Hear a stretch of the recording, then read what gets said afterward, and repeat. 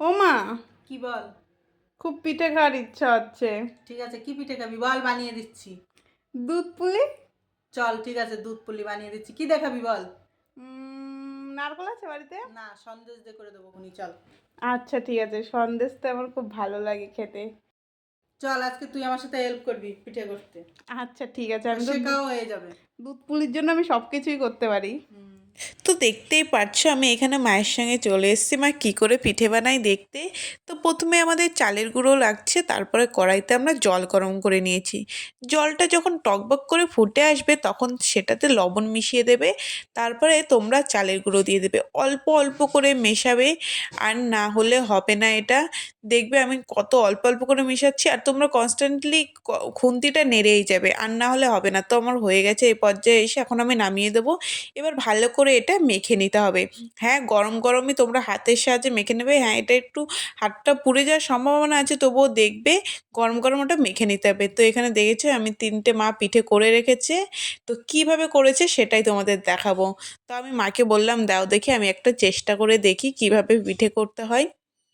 তো দেখতে পারছো প্রথমে আমরা যেই পুরটা তৈরি করেছিলাম পিঠে বানানোর জন্য, সরি পুর না, যেই ওটাকে আলা বলে থাকে, তো সেটা নিয়ে ওটা ভালো করে একটা গোল লেচি টাইপের করে নিলাম। মাঝখানে পুরের জন্য ব্যবহার করেছি সন্দেশ। তোমরা চাইলে এখানে ক্ষীর বা নারকোল দিয়ে পুরটা তৈরি করতে পারো। তো মাঝখানে দিয়ে এরকম আমাদের বাড়িতে এই পিঠে বানানোর এই ছাঁচগুলো ছিল, তো সেটার সাহায্যে পিঠেগুলো তৈরি করে নিচ্ছি। দেখতেই পারছো কত সুন্দর পিঠে হয়ে গেছে। এরকম ছাঁচের সাহায্যে দেখতে অসাধারণ লাগছে, কোনো মেহনত ছাড়া হয়ে যাচ্ছে। এই দেখো এই ধরনের ছাঁচ তোমরা পেয়ে যাবে বাইরে কিনতে। যদি না পাও তো কিভাবে তৈরি করবে সেটা তোমাদের দেখিয়ে দিচ্ছি।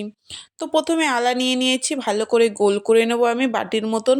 দেখতে পাচ্ছ আমি যেভাবে করেছি ঠিক তোমরা সেইভাবেই করবে। তারপরে মাঝখানে পুরটা দিয়ে দেবো। পুর তো আমি বলেছি যে কোনো পুর দিতে পারবে। তো প্রথমে সন্দেশটা আমরা দিয়ে দিচ্ছি, এরপরে ফোল্ড করে নিতে হবে। তারপরে ভালো করে চেপে চেপে এটা বন্ধ করে দেবে তোমরা ফোল্ড করার পরে। তারপরে তোমরা যে কোনো ডিজাইন করে নিতে পারো। আমি একটু মুড়িয়ে মুড়িয়ে দেখতে পাচ্ছ যেভাবে করেছি, তোমরা ঠিক এইভাবেও করতে পারো। তাছাড়াও অন্য ডিজাইনও আছে, তো এটা মার কাছ থেকে শিখেই আমি করেছি এইখানে। তো এক এক করে এইভাবে আমাদের সব পিঠেগুলোই তৈরি হয়ে গেল। এরপরে দুধ গরম করতে দিয়েছিল মা সাইডে, তাতে দিয়ে দিল গুড়। তো গুড় দিয়ে দেওয়ার পরে এক এক করে করে রাখা পিঠেগুলো দিয়ে দিচ্ছে। তারপরে মা এটাকে এখন ফুটতে দেবে। তো যখন এটা ফুটে আসবে দেখতেই পাচ্ছ এটা ফুটে এসছে, তো এটা অলমোস্ট এখন হয়ে গেছে। তো এখন এই যে নামিয়ে নিয়েছি, খুব টেস্টি হয়েছিল খেতে, তোমরা অবশ্যই ট্রাই করো।